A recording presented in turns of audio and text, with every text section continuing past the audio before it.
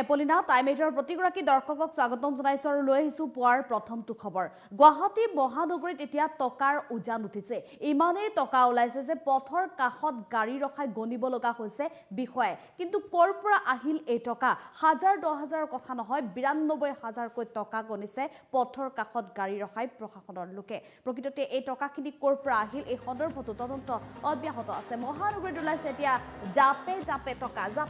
টকা ওলাইছে বান্দুলে টকা ওলাইছে মহানগৰীৰ ৰাজপথত গাড়ী ৰখাই ৰাজপথতে টকা গণাত লাগিছে বিষয়ে টকা গনি ভাগৰি পৰিছে পথৰ কাষত এছটিএফে চলাইছিল অভিযান এছটিএফে গোপন সূত্ৰৰ তথ্যৰ ভিত্তিত খবৰ লাভ কৰিছিল আৰু তাৰ পিছতে অভিযান চলাইছিল অভিযানত জব্দ হৈছে হাজাৰ নকল নোট ইটোৰ পাছত সিটো বান্দুল জব্দ কৰিছে আৰক্ষীয়ে প্ৰতিদিনেই জব্দ হৈছে নকল নোট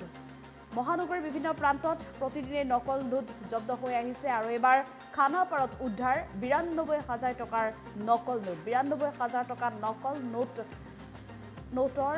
প্ৰচলন কৰিবলৈ আনিছিল বজাৰত 32000 টকাৰ আসল নোট আৰু এল্টো বাহনৰ চাবি জব্দ কৰিছে মোবাইল ফোন জব্দ কৰিছে গ্ৰেপ্তাৰ কৰিছে ইতিমধ্যে 3জনকৈ লোকক নকল নোট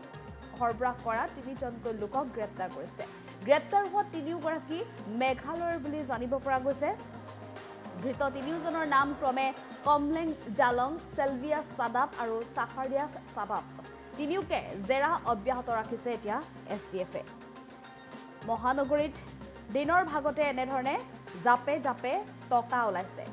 পথৰ কাষত গাড়ী ৰখাই লৈছে বিষয়ে আৰু তাৰ পিছত এফালৰ পৰা গনি গৈছে টকা চাবলৈ হঠাতে যেহেতু গুৱাহাটী মহানগৰীৰ পথৰ কাষত এনেধৰণে টকা গনিছে টকাৰ বাহাৰ উঠিছে টকাৰ উজান উঠিছে গতিকে চাবলৈও ভিৰ কৰিছে মানুহে প্ৰকৃততে কি হৈছে কৰ পৰা আহিছে ইমান টকা চাবলৈও ভিৰ কৰিছে মানুহে উল্লেখ কৰিব লাগিব আপুনি যেতিয়া সাৱধান হ'ব লাগিব বজাৰলৈ যেতিয়া আপুনি ওলাই যাব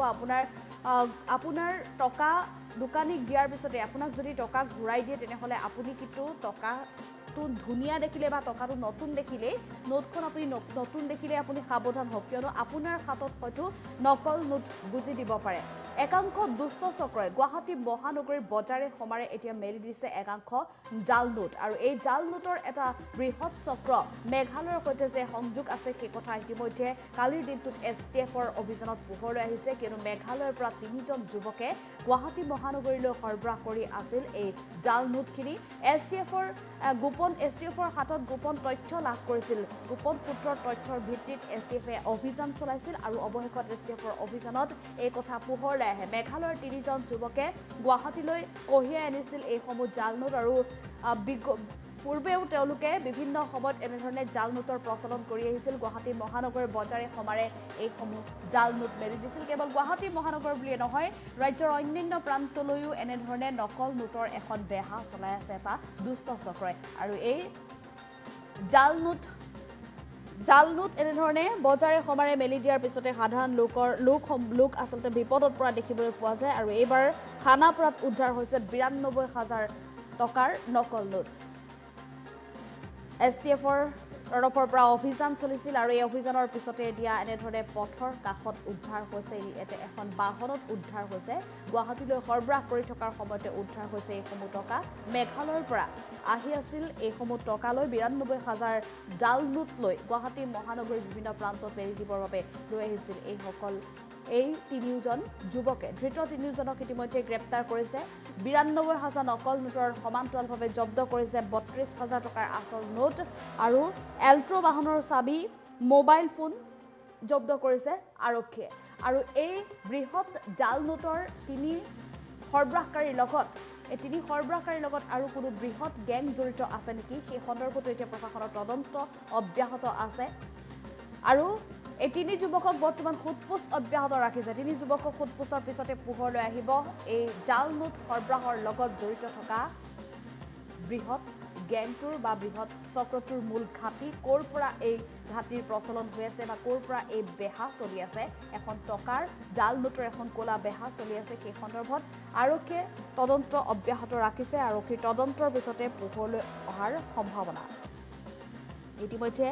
গ্ৰেপ্তাৰ কৰা 3 ক্ৰমে মেঘালয়ৰ কমলেং জালং সেলভিয়াছ সাদাব আৰু সাফাৰিয়াছ সাদাব তিনিওকে এতিয়া জেৰা অব্যাহত ৰাখিছে এছটিএফে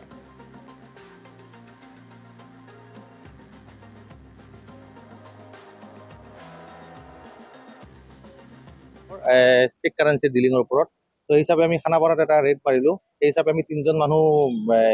এপ্ৰিহেনশ্যন কৰিছোঁ। তেওঁলোক মেঘালয়ৰ পৰা বিলংছ কৰে আৰু তেওঁৰ পৰা আমি ফাইন পাইছোঁ। টোটেল 184 নোটছ পাইছোঁ, যিটো মানে ফেক কাৰেঞ্চিৰ ভেলু হ'ব, ফেচ ভেলু হ'ব 92,000 আৰু কেছ ৰুপিছো পাইছোঁ 31,500। দুটা মোবাইল ফোন আৰু এখন গাড়ীৰ চাবি পাইছোঁ। এখন এই অল্ট' হৈছে। নামকেইটা হ'ল আপোনাৰ এটাৰ নাম হ'ল কেমলেং জলং,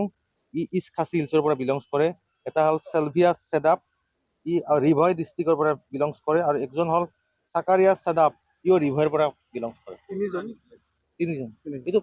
এতিয়া আমি সোধ পোছ কৰি আছোঁ, তদন্তৰ পিছত ওলাব আৰু।